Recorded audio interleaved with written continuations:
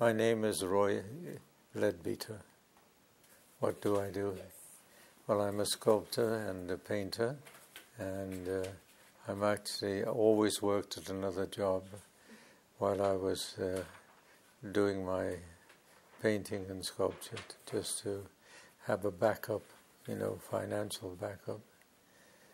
Well, I emigrated to Canada in 1953, and then I worked in the oil industry, and I was living then in Calgary, and I found out that they had some evening classes in pottery, so I decided to take the course. And of course what I was interested in was more in not the pottery, making pots, but making sculpture in clay. When I was at sea, I was a marine engineer, in the engine room. And so that's when I came to Canada and the oil industry. I took up power engineering, and in an unexpected way, the more I got into sculpture, the more I realized that casting a piece of sculpture, all the techniques you use in casting the engine block of an automobile, the same techniques are necessary. And a lot of the tools that sculptors use are also used in machine shops and when building pieces of machinery and so on. So I had developed the skills of using the variety of tools that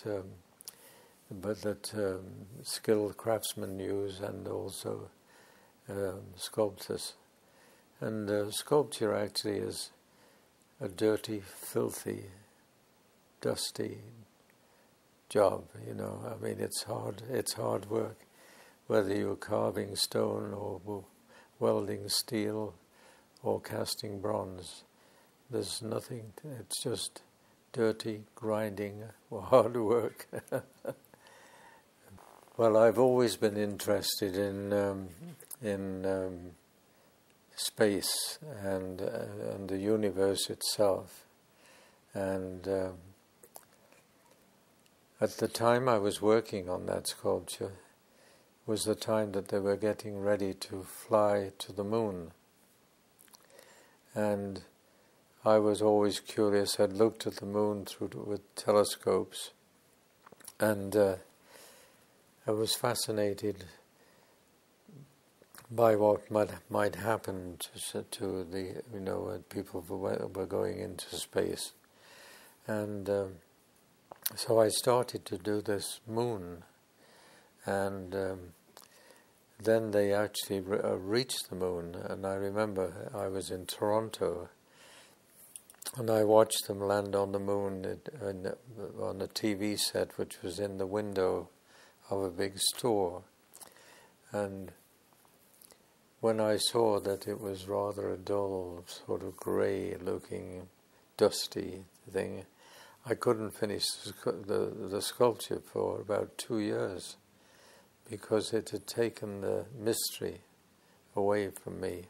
Because when I was doing the sculpture in steel, I was wanting to put myself in the situation of an astronaut.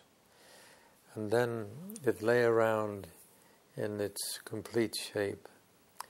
And then I read Einstein's theory on what he called the Big Bang, how the universe resulted as a Big Bang.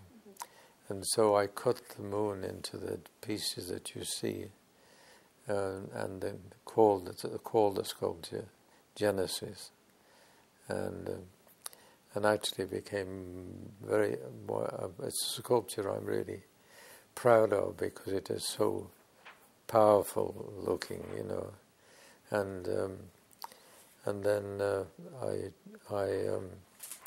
got more and more into the space theme in things that I did, Well, the more that I read about the universe, and I would read books, like one called The Elegant Universe, which was described in physics, and the laws of physics come into play in a lot of ways.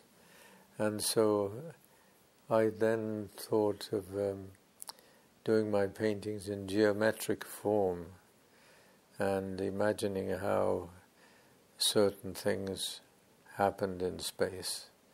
And then when the Hubble telescope came along, I would read about for example, they believe that the string theory, they call it, where the universe itself, between the various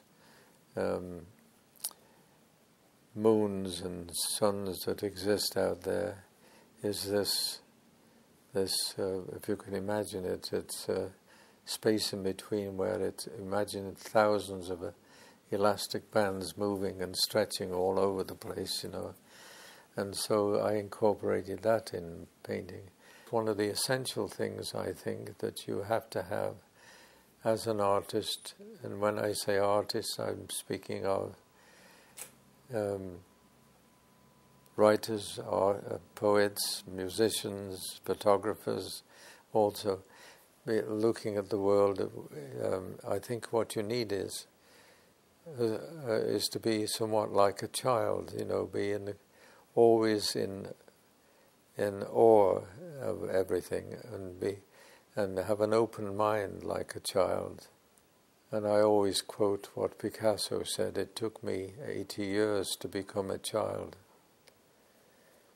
And also Michelangelo, when he realized he was not going to live much longer, said, and I was just beginning to understand,